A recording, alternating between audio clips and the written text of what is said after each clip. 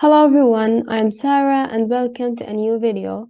Today in this video, I'm going to explain an interesting poem by WilliamCarlossWilliamss. The name of the poem, this is just to say, and we are going to discuss some feature in this poem according to my understanding and analysis to the poem. Also, in this presentation, we are going to read the poem, discuss some features, discuss the structure and the form of the poem, the tone, the language, some symbolism, and general discussion about the poem.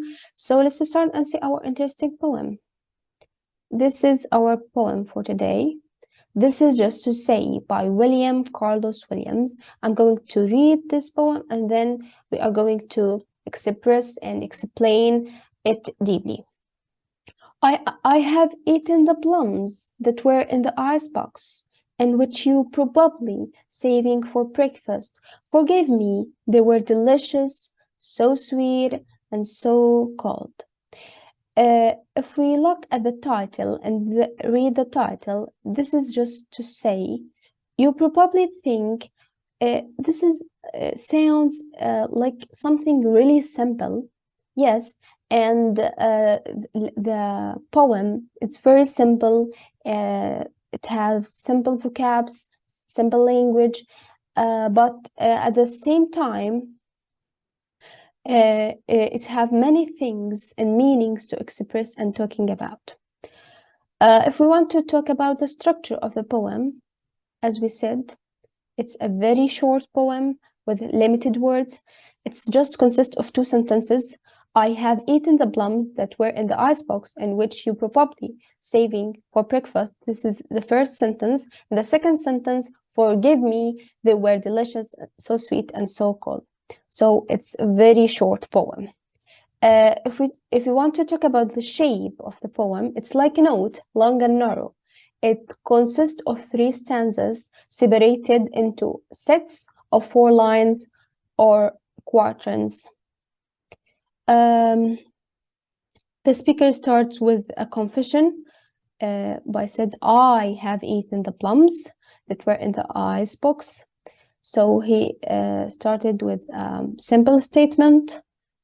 Also, WilliamCarloss chose to write this poem without a specific rhyme scheme.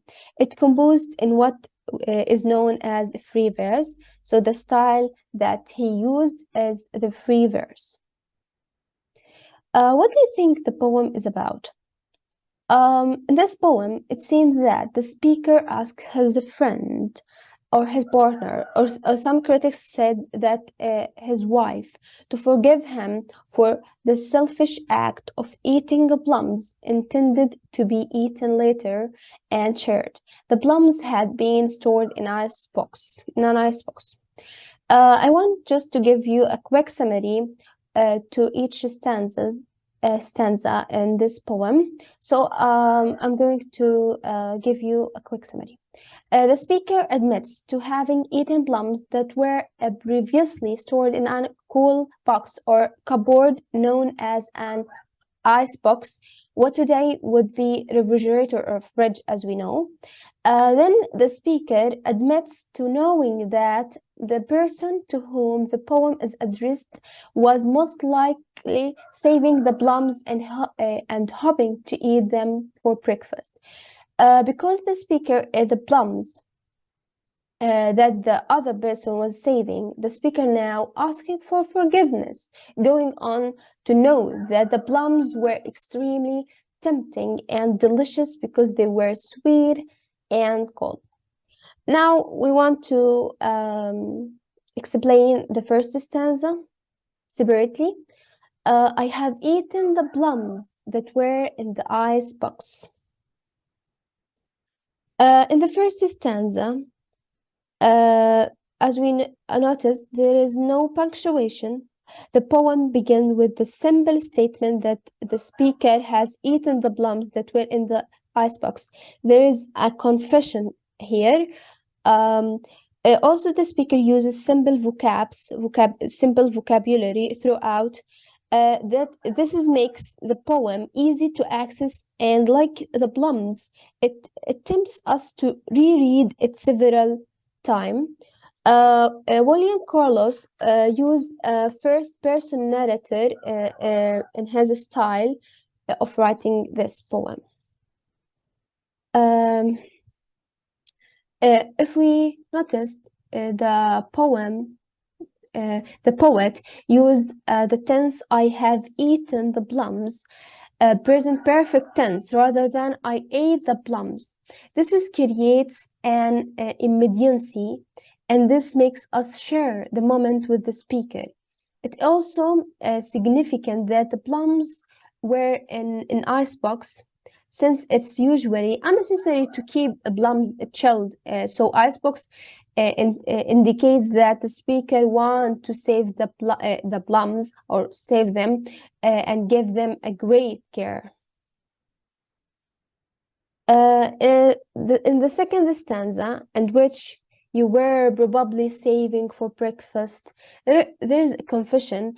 Here, the speaker knows what the other person doing, so he wanted some sort of forgiveness. Also, the poem casual conversation tone is created through the use of enjoyment run on lines. For example, "and which you were probably saving for breakfast." He knows that the speaker keeping his plums, and even though he ate them. It's like a humorous as we smile at the speaker's confession. Although a selfish act, this enjoyment pushed the speaker to eat the plums, even though the other person was saving them. Now let's move to the last stanza. "Forgive me, they were delicious, so sweet, and so cold." In the last stanza, the poet invites us to share the sense of eating the plums, evoking our sense of feeling cold, our sense of hearing throughout assonance the long vowel sounds, the delicious, sweet, cold, and our sense of taste, sweet.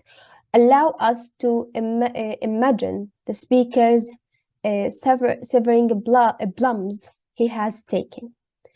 In the last two lines, "so sweet and so cold," we see the repetition of the word "so" 2 times to emphasize how satisfying it was to eat chilled plums. Also, the repetition of the S sounds in order to make us share with the guilty pleasure. I think this is just a mocking tone, in my opinion, because even the speaker knows that the other person was keeping his plums in